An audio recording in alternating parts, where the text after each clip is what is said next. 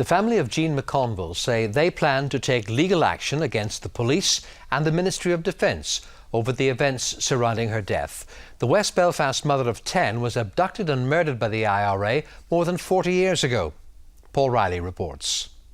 She was one of the so-called disappeared, abducted, tortured and murdered by the Provisional IRA in 1972. Now, 10 years after Jean McConville's body was recovered from a beach in County Louth, her family are planning to sue the PSNI Chief Constable and the Ministry of Defence.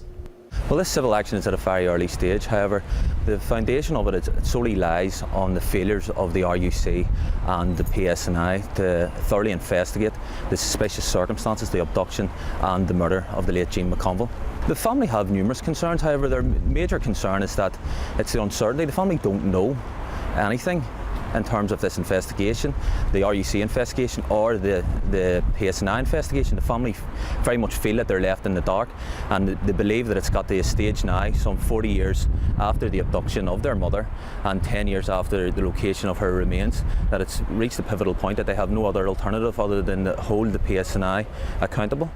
In a statement, a spokesman for the Ministry of Defence said the MOD has and will continue to cooperate fully with all judicial processes. It would be inappropriate to comment further due to the ongoing civilian police investigation.